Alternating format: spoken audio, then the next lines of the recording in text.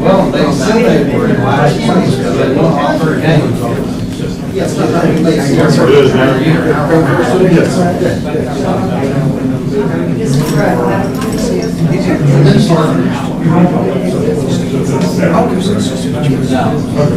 You can. I hope it is. The tail end of summer. Yeah.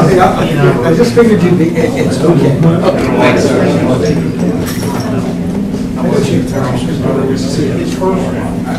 I'm gonna go get out there.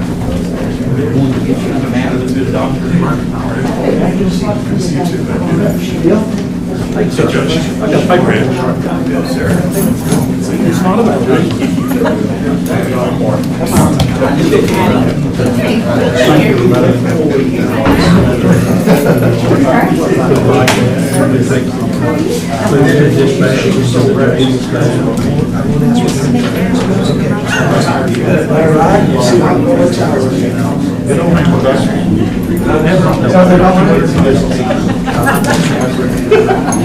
Here.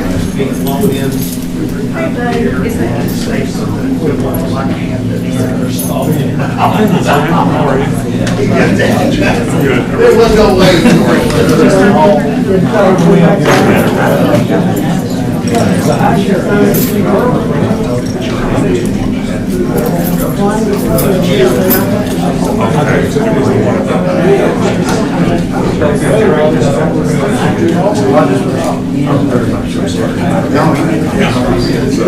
every now and then I've got the audio transcript.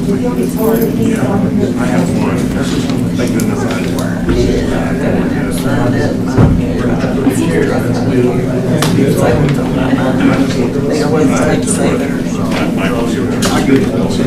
transcript. That's wrong. There's no way you said that. So, Are you really? yeah, sorry about that.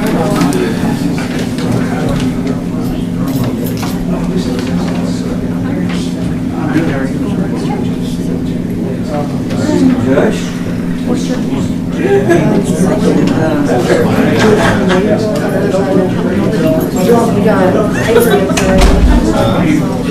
I knew she was cheap, I didn't know where. That's the first time he'd ever been to something. Give that to Rick. I didn't tell him I didn't date him.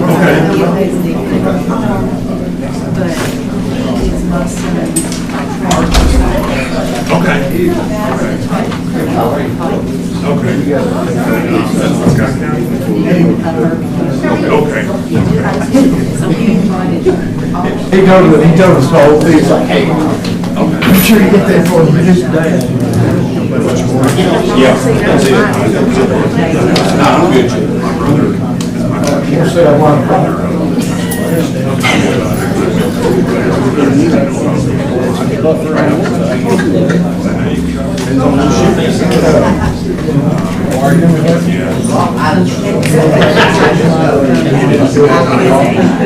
Jenny sent me down here to watch our.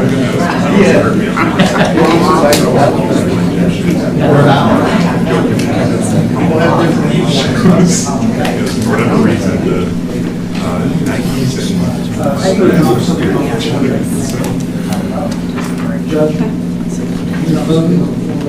I said, I haven't thought about you. Steve, you forgot all about me. You just left and never talked. Oh, yeah, the draw thing. Yeah. Just to tell you. I know. Tell her I didn't smoke. Well, I hope there's not smoke. Well, That's why we need a detector. I'll leave the curl smoke. That's not as good. Hey, that's my truck. okay. Come out tomorrow, we're gonna have coffee. What time?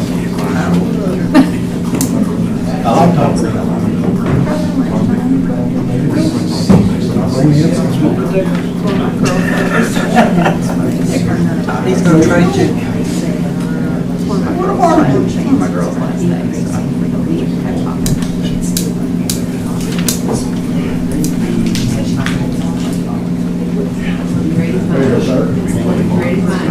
Other buildings as a sign. That's a scary thought. Did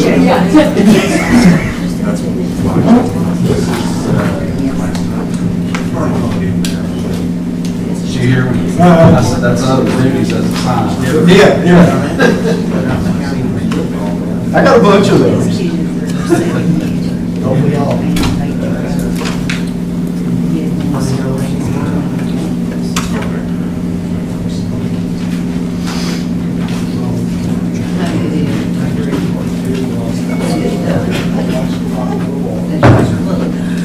All right. We'll go ahead and call the meeting to order. Madam Clerk, will please call the roll. Magistrate Miller. Here. Davis. Present. That's my blank arrow said. Glenn. I'm here too. Craycraft. Present. Paisley. Here. And Constable is out. I was looking at it and you couldn't. Got that face made to break. Yeah. Sorry about that. I'd like to welcome Pastor Mark McLean from the Central Baptist Church. He'll lead us in the invocation, and please remain standing. Let's pray. Father, I thank you for tonight. I thank you for those that have gathered and to conduct business as a county. I thank you for those that serve our county so faithfully, whether it's police, fire, sheriff, magistrates, county judge, all those that work in the offices and do so much for this county. I thank you for their service and their diligence to do so. Lord, I pray that as they meet tonight, that they will just have clarity of thought, that they will speak humbly and considerably to one another, and to as they consider all the things that weigh on them as they consider the things of this county. We appreciate them. We thank you for your son. We pray this in his name. In Jesus' name we pray. Amen. Allegiance to the flag of the United States of America and to the republic for which it stands, one nation, under God, indivisible, with liberty and justice for all. Thank you, sir.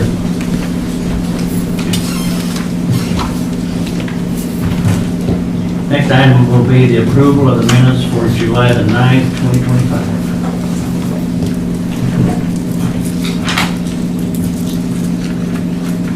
For the motion, is there a second? Second. Motion is second. Any discussion? Those in favor? There is a correction. Right. On the last page, the third line at the top, it says Magistrate Paisley voted no. It should be Magistrate Blanton voted no. That was on the transfer of the 95 account funds, and I voted no.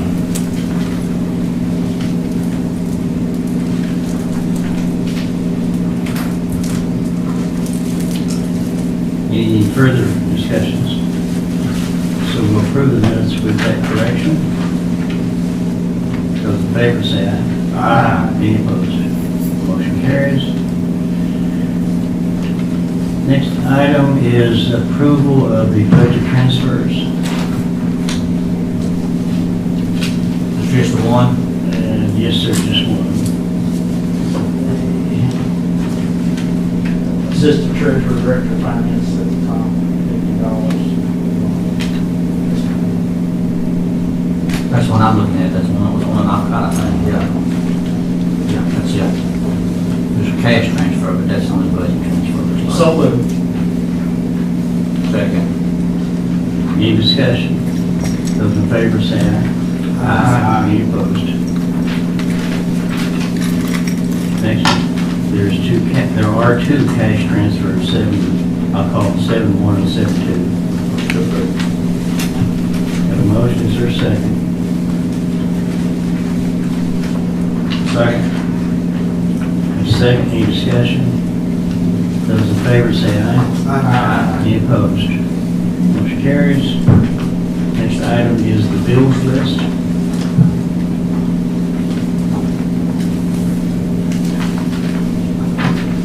Is this the same one we received on email?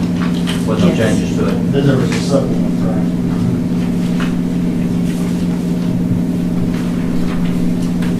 There will be some supplemental bills here instead. Building rental, This is, shop.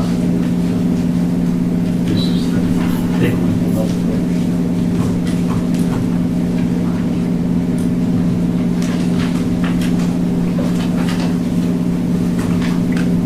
Motion approved. Have a motion, is there a second? I'll second it. I have a question. There's some courthouse repairs. Can you elaborate on some of those? Which one, I'm sorry? Courthouse repairs, I see on the second page, that's 625, but can you just let us know what we're talking about? Is that the ones on the very bottom? Yes. Okay. Page are you on?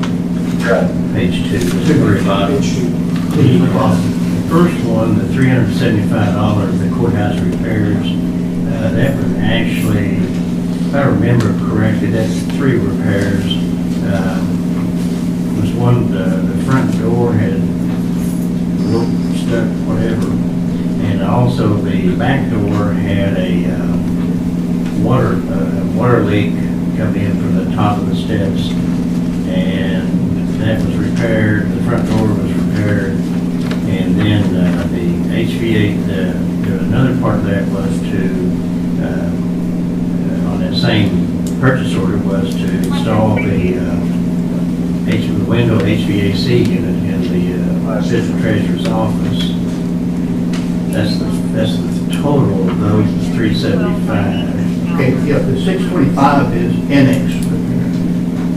Okay, It's a all combination. 3 of them, total is $625. But the second one, the annex repair, that was after the heavy storm, a roof drain had stopped up and water was coming into the circuit court over there, or the district court. And then the last one on there was annex repairs. One of the flush valves on the commode had stuck. Judge, should the bigger ever cost that to stop up? I know the bottle did the one up on our, this repair catastrophe. What did it cost that over there? Stop it. Trash, leaves, I don't know. Stop, okay. It was that last storm we had.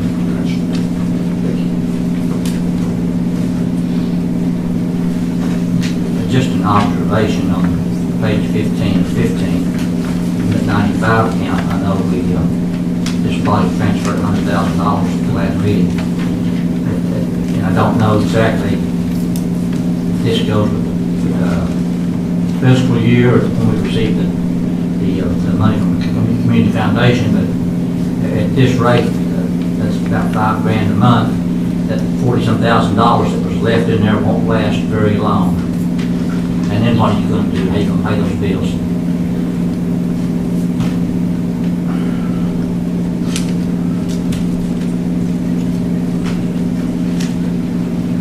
Is it a question or a comment? Just an observation. Just an observation. Any more questions, any further discussion? Those in favor say aye. Any opposed? Motion carries. And there are, item number 9, there's 2 supplemental bill lists. There's a 9A would be the first one, that's the $666.54. Motion to approve both of them. Second. A motion and a second, is there any discussion? Those in favor say aye. Aye. Any opposed? Motion carries. The rest of those 10, A through E, those are pre-authorized.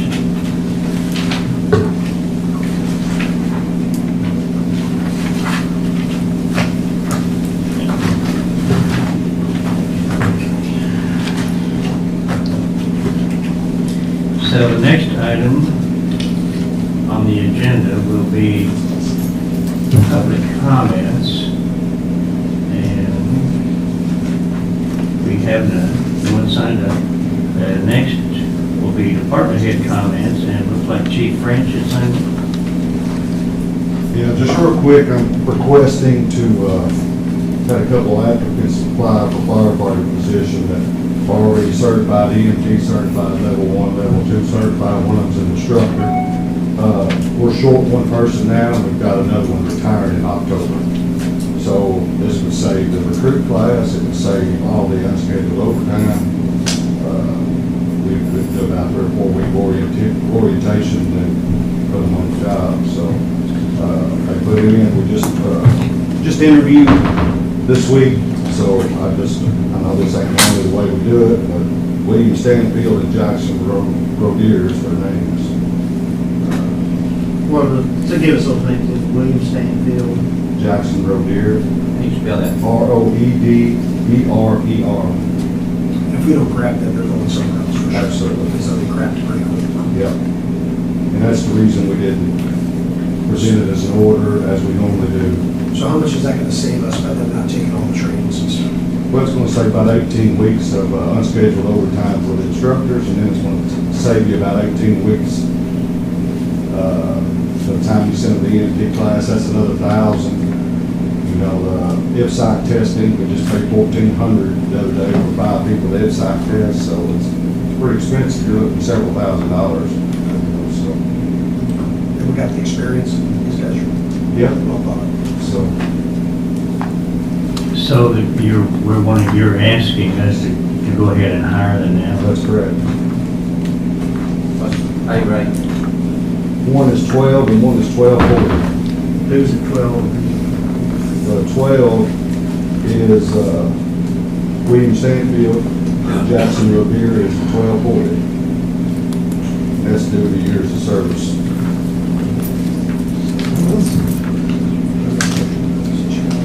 And I'll make a motion to approve the hiring, Clark County Fire Department of William Stanfield and Jackson Rodier. Did you get that spelling out? Yes, thank you. Stanfield will be at a rate of $12 an hour. Mr. Rodier will be at a rate of $12.40 per hour. Second that. We want to make their effective date. I haven't called them yet, so it would be middle of August probably by the time they give a notice and stuff, so it's going to be, I can get you a date for the order. We will have a written order to approve. Correct. Mainly just want to go ahead and make the offer. And still there's no guarantee. There's no guarantee they're going to accept it this way. You're right. Right.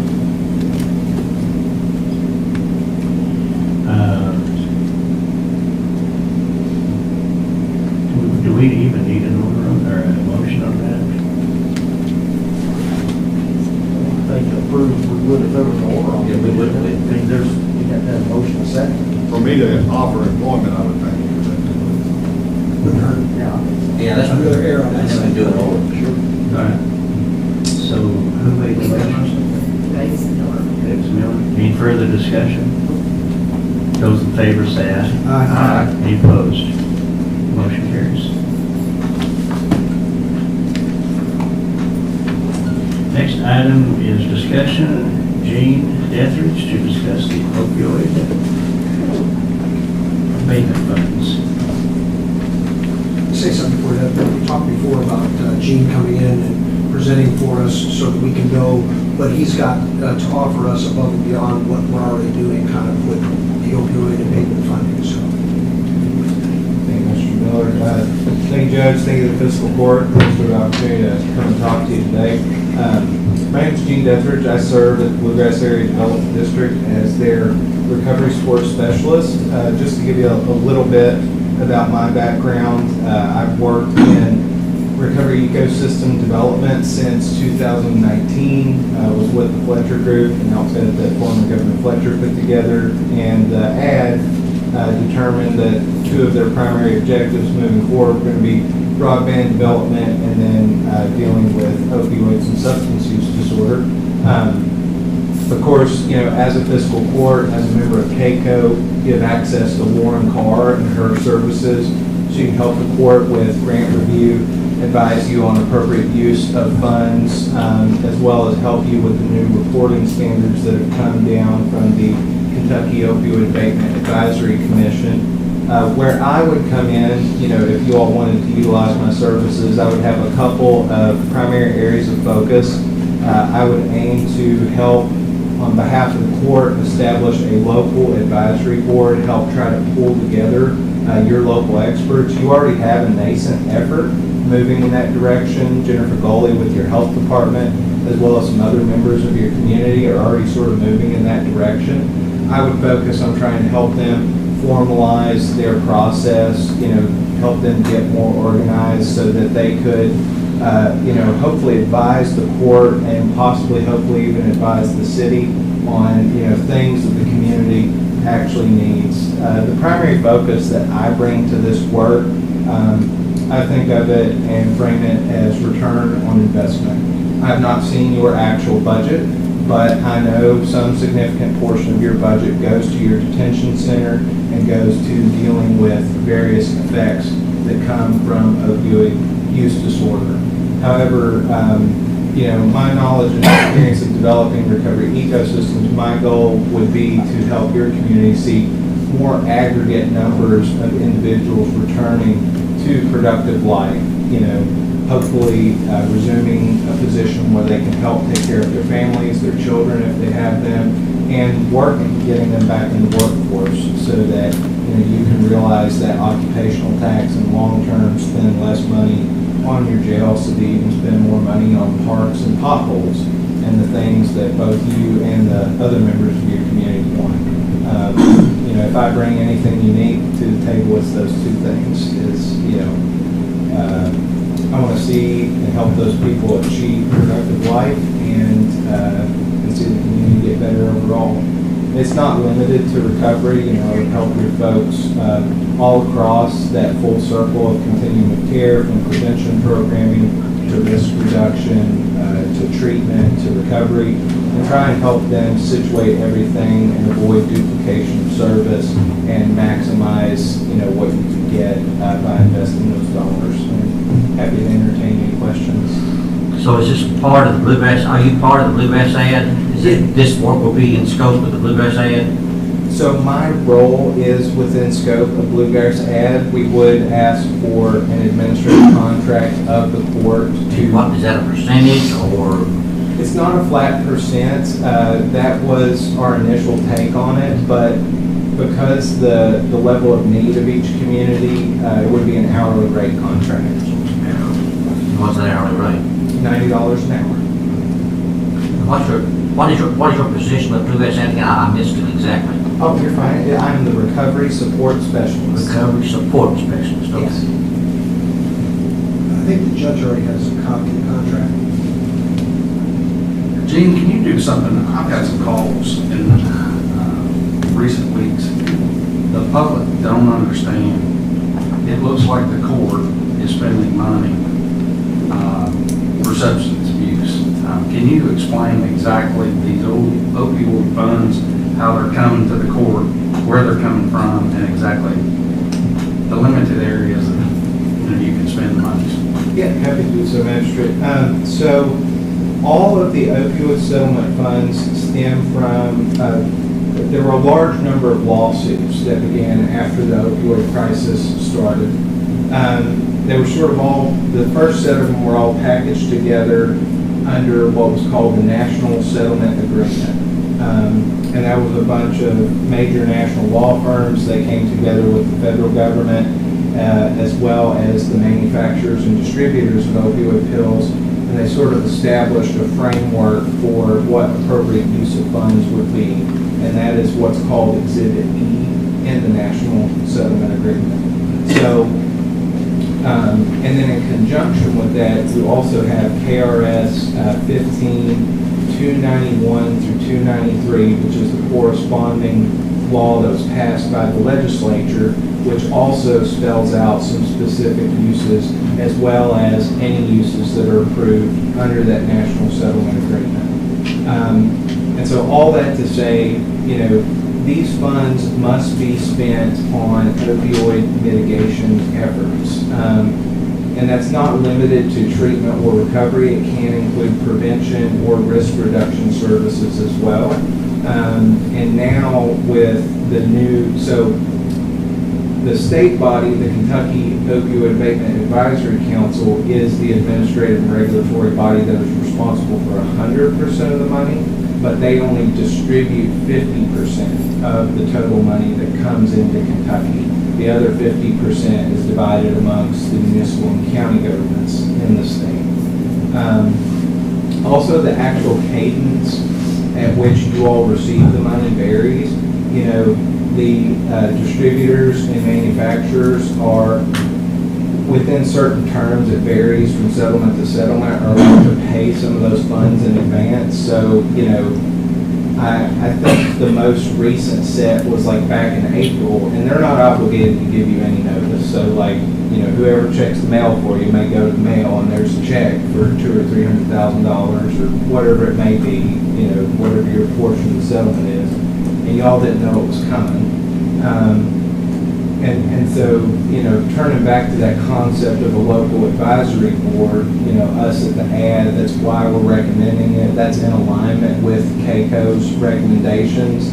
Now, whereas KCO can help you all directly with the court, they're not funded or staffed to come boots on the ground and help, your local community of experts, your law enforcement, your judicial system, EMS, individuals of the recovery community, your health department. That's what I'm trying to offer, is I would want to work directly with your folks on the ground so that, instead of you all having to have a universal understanding of everything that's happening in the community, the people that are doing the work day in and day out could form a structure where they report back to you, and also create a buffer for the court to evaluate folks that want some of these funds. They can come to them first. They can say, well, this person's already doing this, or this isn't something we have and we think we need it. And then they can pass those suggestions back on to you all as a court, where you have the actual, statutory and fiscal responsibility to grant those funds. So I think what he's asking too is sort of for our constituents is not a single penny comes from their taxes or anything they put into the county. Is all from an outside source. Pharmaceutical companies that have been sued, etc. It does not come from anything in our county tax system. Is that right? That's correct, Dr. Miller. To date, the actions of Purdue Pharma, Johnson & Johnson, a whole number of companies, and it's all public record, so anybody can look it up.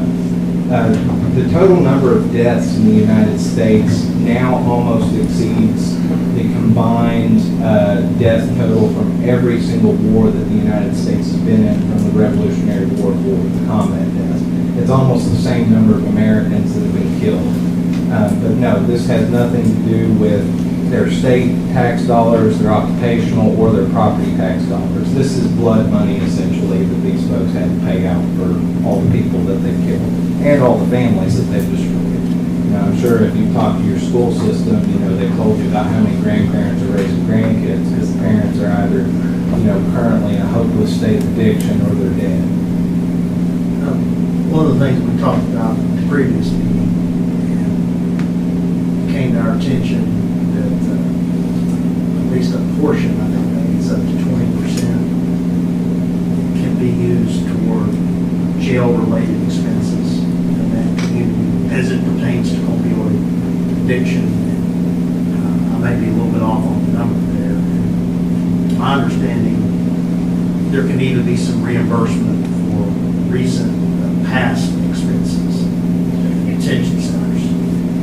I guess my question is, if that's the case, is that something that may not be your wheelhouse? Is that something to have an assistance with? Because I mentioned before, we'll keep making it. As you know, lion's share of our criminal activity is usually tied to some kind of drug abuse.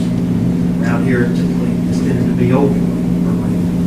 So it seemed pretty fair to the counties that they should be able to use a portion of that to reimburse for some of those expenses. That's something you all can assist, the ads can assist with.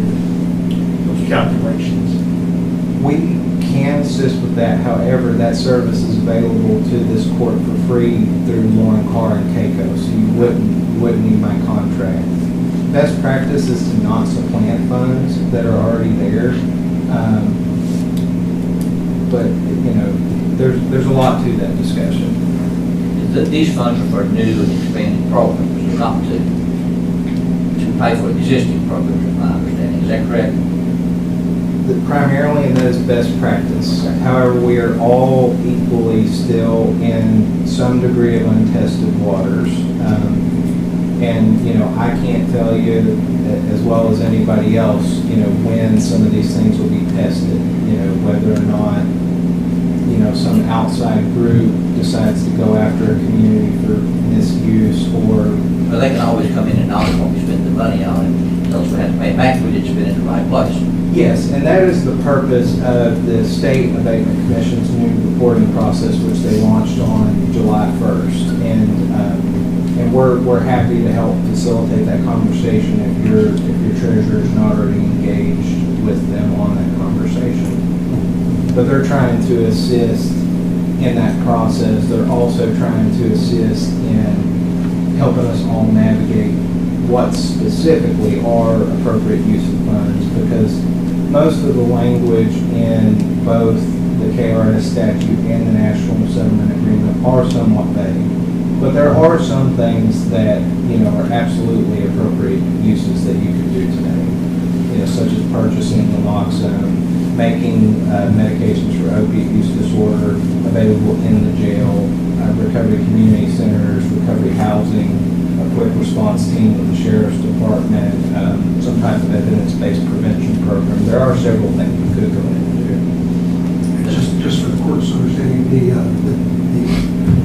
State Department for Opioids was just here this weekend, or this Wednesday, and they went through a lot of our opioid outreaches here in town and did a gap analysis for us, so we can see where there's still where places we can put it that we're not already producing finances we can put that into, so that'll be helpful.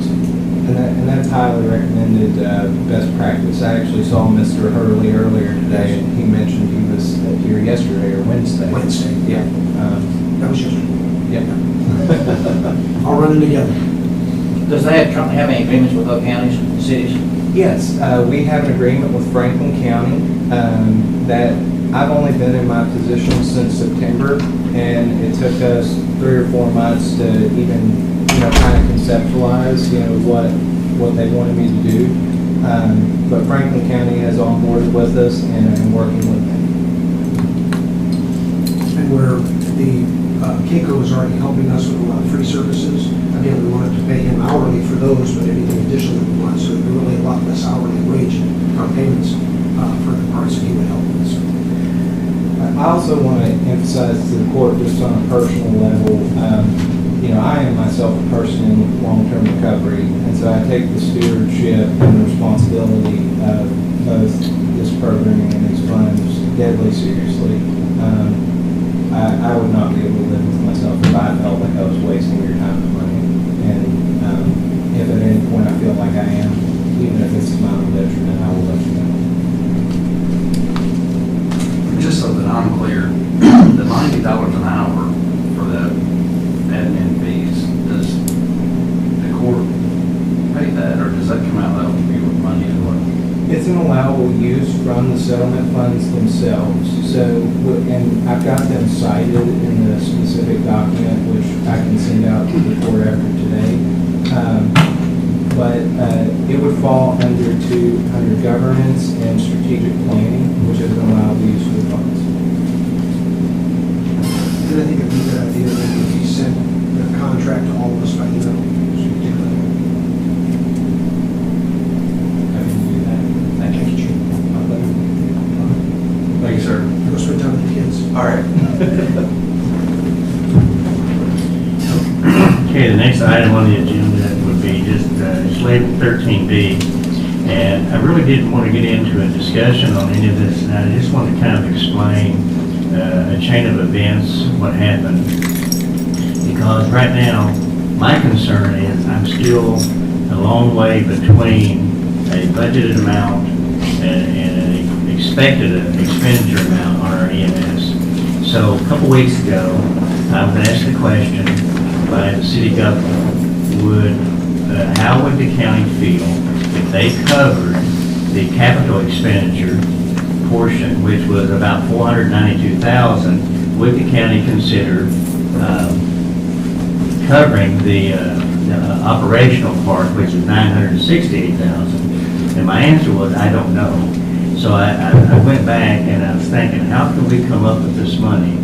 So the first thing I did, I was calling CAECO to see, inquiring into basically an emergency loan, a quick loan, and I think there's a lot of, and I'm speculating here, but I think there's a lot of counties across Kentucky that are struggling financially.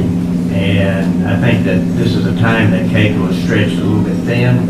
So after 2 or 3 phone calls back and forth, they contacted me and said, you know, something we were thinking, and that, you know, the county still has in the jail budget $300,000 left over from the bonding of the air conditioning for the jail. Maybe, you know, that might be some money you could use. So I go over to the jail and I present that to them, and the first response was, no, that's kind of their money, they want to use it on the jail. And then they started looking at their expenses, and they need about, and these are just rough numbers, they need like $130,000 or $40,000 to repair some old plumbing. So the more we talked, they said, you know, we found out, talking to CAECO, that the money would have to be spent on the jail, but it could be used to pay the interest on the loan.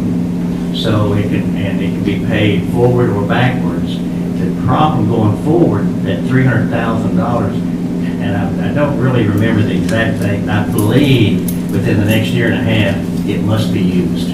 So, so I go back, talk to the jail about that, and they said they would be willing to allow, to take the, say, about $172,000 of that and apply it towards the interest. So the interest payments, part of that loan, if they do that, that's the money that would not have to come out of the general fund.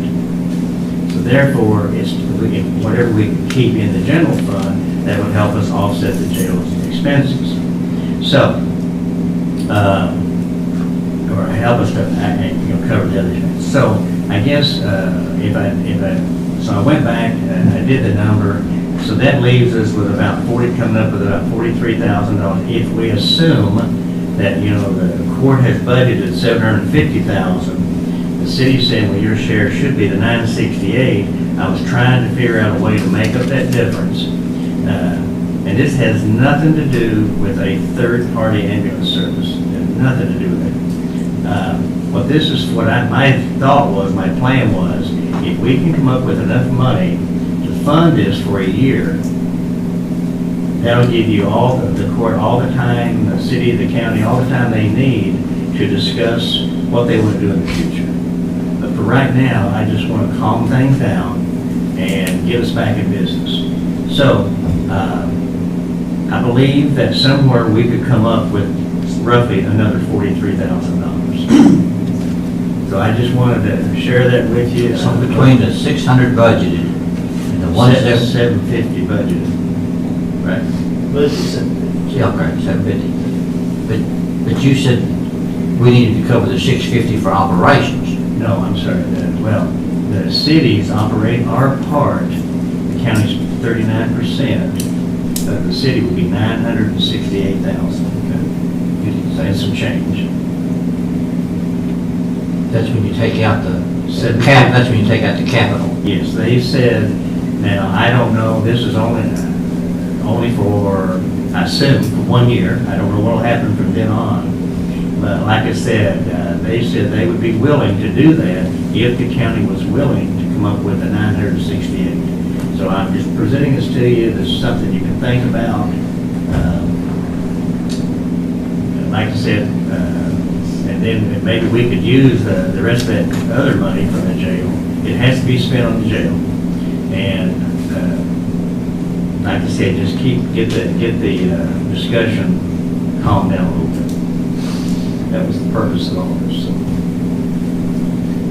Well, we need, I want to say, we need, on that Keiko loan, we need to get some, I mean, I assume a lot of this probably transferred by phone, which is fine, but we need something in writing Okay. from them, that, because my understanding of that Keiko money is that it had to all be spent on the jail. Now, if that's not the case, or we can. Well, I think he's saying if we spend it on the interest, that's the same as spending on the jail. Okay, well. That's a jail expense. Yeah, it is. As long as that's permissible, we need something in writing to that effect, but. And they did confirm we can pay the interest going forward, or we can reimburse what we've already paid. The problem is, going forward, we can only make 2 more interest payments, and then we run out of time. And the only other thing I'll add, Judge, without getting too far into the weeds, I'm on that committee, as you all know, along with Manager Tasman. We've spent, I think, for a year, maybe 4 meetings now. We're having some good discussions. And I appreciate the city's offer on that, and I think that's a good sign from them. I think we're moving in the right direction. As you all know or may know, next meeting, I think it's August 12th, EMS committee meeting. So, and I encourage any other board members to be there, if you're able to. That's going to be, it was Ernest's idea, it's a great idea, was to have basically a workshop to kind of get into the operating budget, because they had provided us with about a 20-some-odd page spreadsheet of expenses, I guess, from this previous fiscal year. And I think that's a very good thing. I think the city members that committee like that idea, and I think it's going to add to transparency. And, as you all know, that's operated under and its own sort of chain of command and set of staff, but it's operated under the city fire department. And I'm not exactly sure, from the city standpoint, how they budget. There's a separate budget for each, or they run it all under the city budget with different line items for EMS. Those things all things we'll be discussing next meeting and probably in the months ahead. So, I'm certainly in favor of us paying whatever we owe under the program for operating. And I'm very much for that. But, there's still going to have to be a lot of discussion and understanding and transparency on what's falling under EMS expenses. And, I know Ernest had questions, I had questions. He's asked for material, documentation. I don't think he's gotten it yet. But I mean, it's encouraging, Judge. I don't want to negate what you've presented to us, but I think we're moving in the right direction. Well, I was at that last meeting for a little while, didn't see the whole thing. It was, and maybe I missed some of the point, but I thought part of the point was how did we get to the point of this new budget amount? That's right, and that's where we're going to talk about. That's where you're going. That's where we're going next Okay, week. that's where we're going. Okay. And then I think there was some discussion about input and discussion about arriving at those figures. That's right, and so she, city finance director provided us with about a 27 or 8 page spreadsheet, Excel spreadsheet of expenses. And I haven't plowed through all of it. I will in weeks to come, days to come. But yes, that's right, and that's. The idea is going through that, I think, will help. How did we get this stark increase in operating expenses? That's even taking out capital. Mm-hmm. I mean, bear in mind, I think that fiscal year 2025, which we just come out of, we budgeted $600,000. We ended up spending close to $1 billion. And $600,000 was based, I think, on what was spent on FY 2024. And then the year before that, we had set amounts. That's right. What, 4 something? Yeah. 480 or something? So it's a steep increase in operating, and I know everything's going up. It's been a lot, so, but I think it's the right direction. So, Pastor, I have a real quick question. You asked for, was that a open records request that you asked for? I have. You you haven't received it? Now, in 2019, when the last negotiation of the contract, the court spent $436,097.24. In 2023, we spent $507,407.32. Then we spent, in 2024, went 6 years, and went up $70,000 in 6 years. 2024, we spent $689,000, $697,14, an increase of 35%. And then last year, with the extra money that we put in on the ambulances, we spent $1,134,833.19. So in 3 years, we spent 225-30% of what we spent. And we went 6 years, and year over year, only spent an extra $70,000. So we just want to know why. But that's just operations. Did you include the capital expenses in those numbers? In the 1.1 million. Okay. She didn't break that very good at me. I wanted to know. Sure. Looking for facts, you know. Yeah. You know, what have we spent, you know?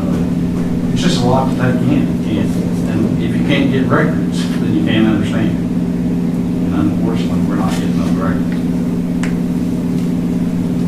Well, you know, I don't make the point one meetings, Robert, and I've been in that one.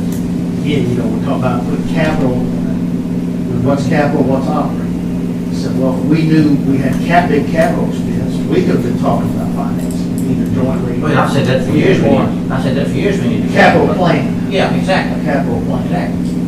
And we're going to be, as a side note, I'll get you up. We had a discussion in fire committee about that very thing a couple mornings ago, which is, you know, Chief had mentioned the capital project, equipment, and then a couple other things. I said, well, that's something we need to be talking with the court. And then in the weeks to come, we're pretty early still in the fiscal year.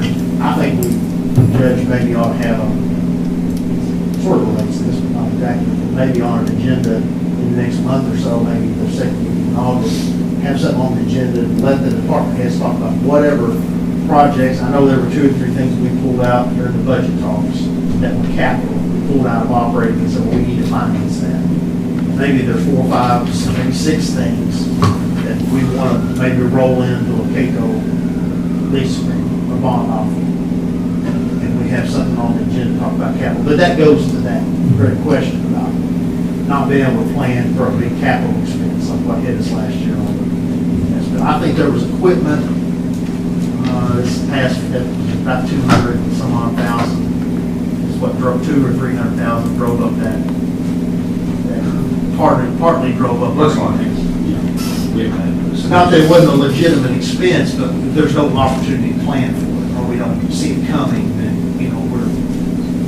Just a question about being on the EMS committee. Does the EMS and the fire department have one budget, or are they 2 separate budgets so we can see where things are spent?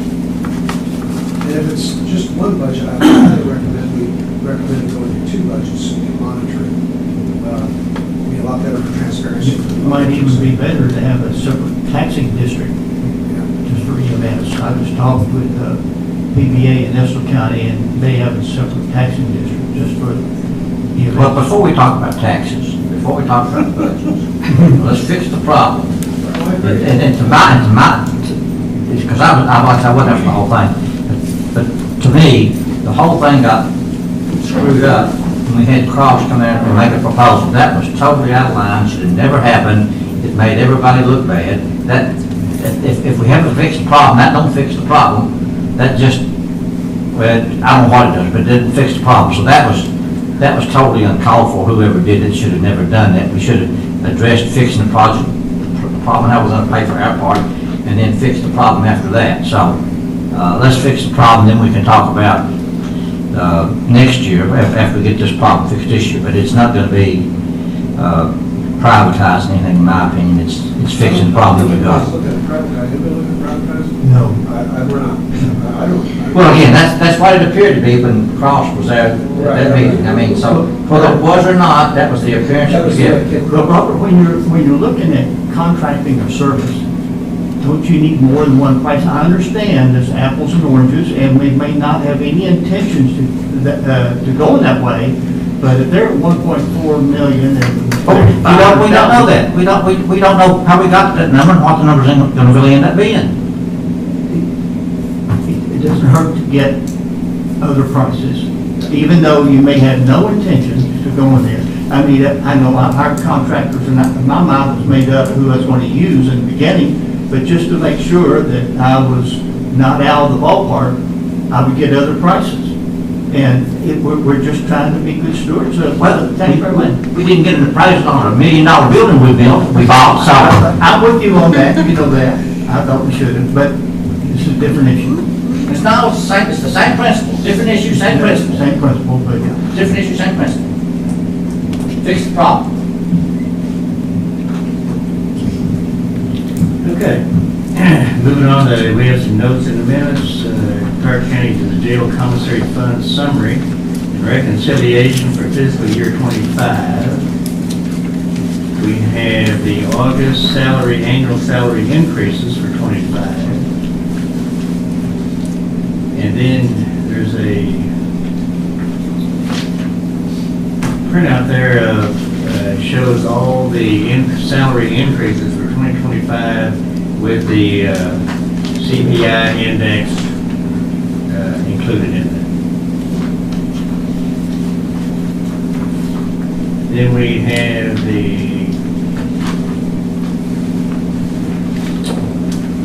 should have had some constable reports from Constables Culver, Kennan, Puckett, and McIntosh. Then we have the Clark County Finance Director's monthly report for July of 2025. And the next order would be setting the tax rates for 2025.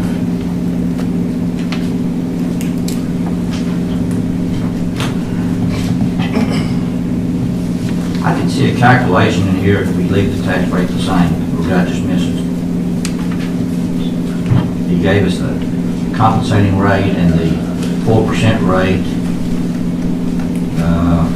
He gave us what we got last year, but if there was one with the new property values and the existing rate, I didn't see it. Did I miss it? I tried to figure it out. What's the existing rate? What the existing rate would generate in revenue. I know it has to be between those two numbers it was given, but I didn't. So it really doesn't matter. I got a ballpark in my head, so.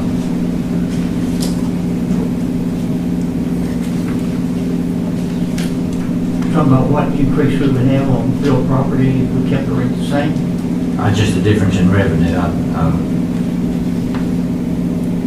Because it gave us the 24 revenue, but it didn't give us the 25 revenue if we kept the rate the same. Their current rate is 8.0. Yeah, exactly.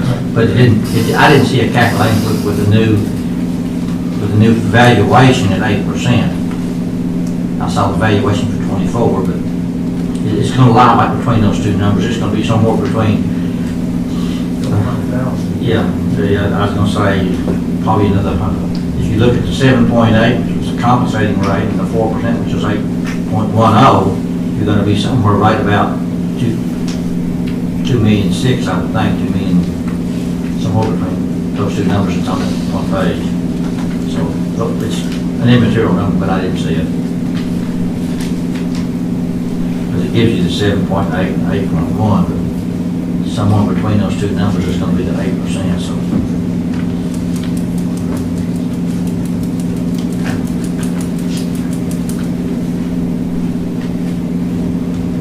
What's your suggestion, Judge? Well, I'm just one member, so what I was going to say was if we take so everybody understands, if we take the compensating rate, that will bring in the same revenue as last year, with the exception of new housing. Now, if you want to take the compensating rate, which then you basically, we can set that with this order and it's a done deal. That'll be the tax rate. If you want to set it for the compensating rate plus 4%, then we will need to have a hearing on that, for a public hearing, and we will need to advertise 2 consecutive weeks.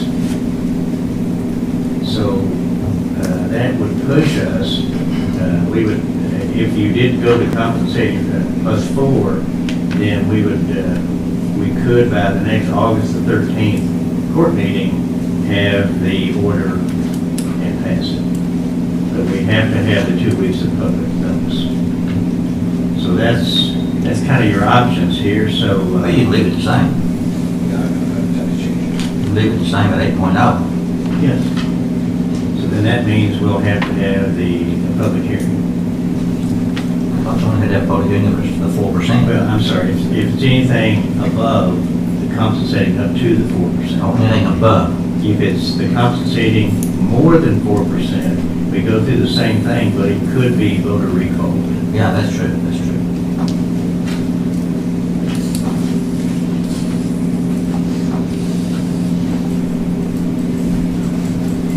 So what we're trying to do is just get a feel, because, like I said, if you want to keep the compensating rate, then you could do that tonight.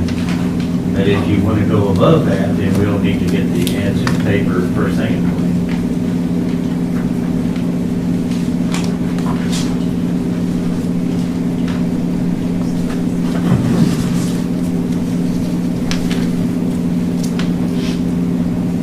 Robert, you don't have your budget with you, do you? What did we budget?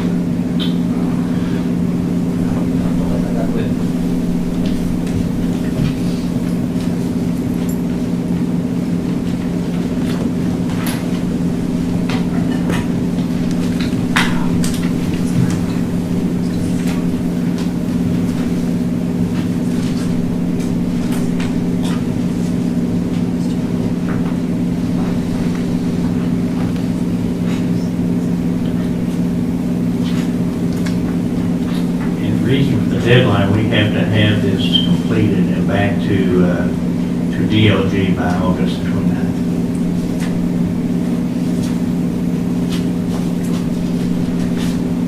Currently, the existing rate is 8.0 on real property, 10.9 on personal property.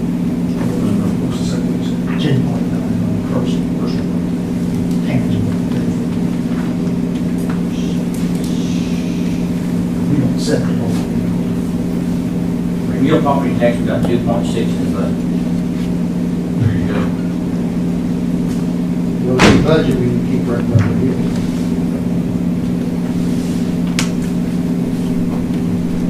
Yeah. So, there you go. Exactly what it is. And that's 2.6. Thank you.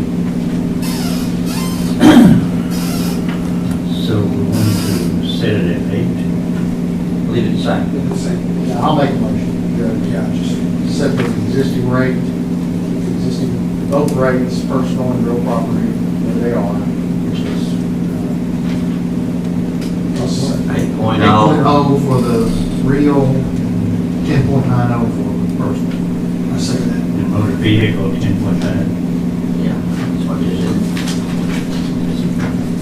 I know there's one that No, we don't set we don't one. set it, one, I think, for it. I think we Of course, don't. we don't set it. No, we don't set it. Whatever. Yeah, so we don't do that. Who was my second, I'm sorry. So we put this on the next agenda Yeah, well, Public hearing. for the hearing, yeah. yes. You know at what time you'll do that, Judge? Public hearing. Yeah, well, Go ahead and have a forum. We can do it the first part of this, Yeah. Just do it the next meeting, just do it the first part of the next meeting. first meeting in August. Yeah. Just like we did for Lincoln Public. Yeah. I remembered us doing it, but I didn't remember that. Didn't remember we did. Last time we didn't get to do it at all. That's why. Wasn't advertised. Okay.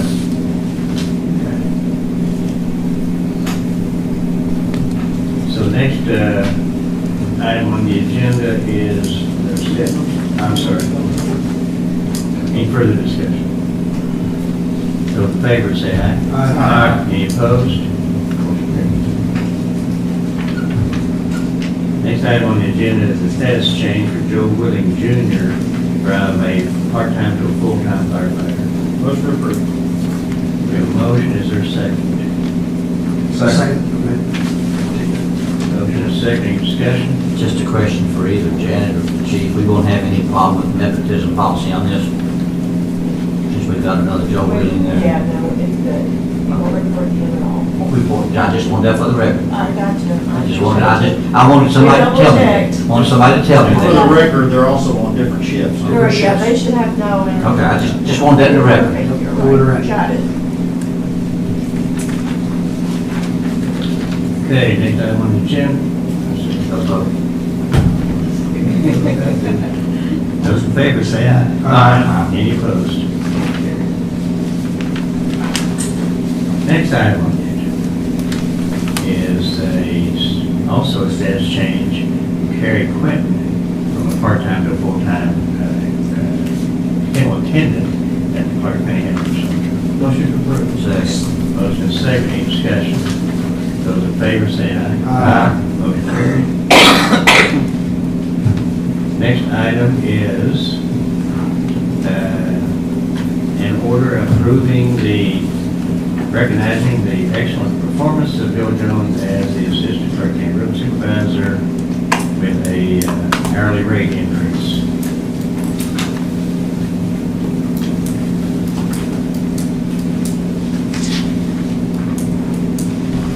Is there a motion?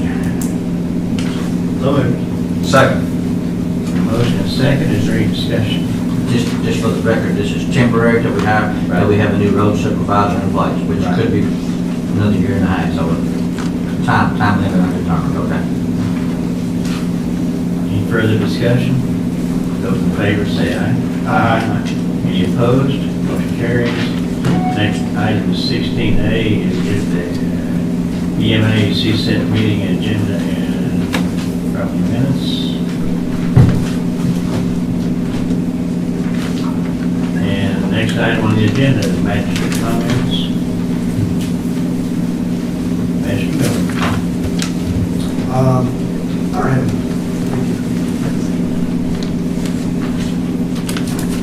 Magistrate. Thank you. I don't have anything. Magistrate Hensley. Nothing at this time. Magistrate Gregory. Yes.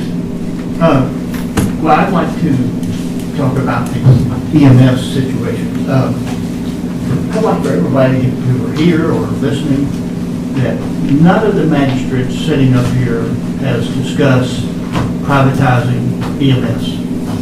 Not one of us. And none of us want to downgrade our service. We all understand the difference between the advanced life support and basic level. We fully understand, but we realize one is quite a bit better than the other. And so, Judge, your post on Facebook has really stirred up the pot, because you said that magistrates are currently considering privatizing. That's not true. There's not one of us up here who has discussed with any of the others about privatizing. And this has caused more uproar than any other issue since I've been on the court. And it's just simply not true. And, you know, what we're trying to do, in case people don't understand, we think the city might be overcharging us. I hope it's not true, but it has happened before. And so by getting some information from Cross, and I understand there's been a third company who's come in even lower, but we understand that's apples and oranges. They're not the same. But we are, just like I said earlier, if you're hiring a contractor, you may have your pick, but you may interview or talk to a couple of others just to get some kind of idea of where you are, where they are. And it costs no harm to just have them present. None of us are considering using cross-medical. And to put that out there was just disingenuous. It made, I don't know how many of my constituents have written me and said, Steve, please don't do that. I am not considering, none of us have considered it, but you put that on there. And, you know, I fully think that you owe us a correction or an apology. I'm sure it probably won't come. But anyway, it has been, that has really bothered me more than anything since I've been on this court. That is not true. So I want to get that out there that everybody understands. None of us, am I correct, guys? Am I correct? I got nods from everybody. None of us are considering privatizing our ambulance service. I haven't said this to too many people, but 3 years ago, on June 1st, I had a stroke. In the pre-dawn hours, when my wife called the ambulance service, do you think that she wanted a horse and buggy or Scobie Funeral Home to come out with a hearse and pick me up? No, we wanted the best what we could get, and I still do. All of us do. It is not true that we want to privatize and go back to Hayden.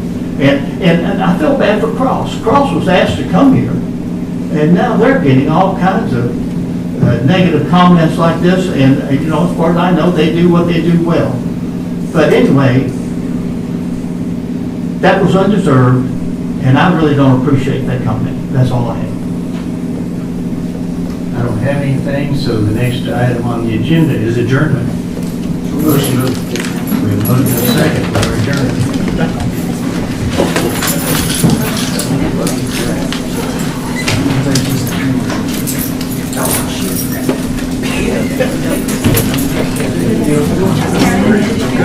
Good, is it?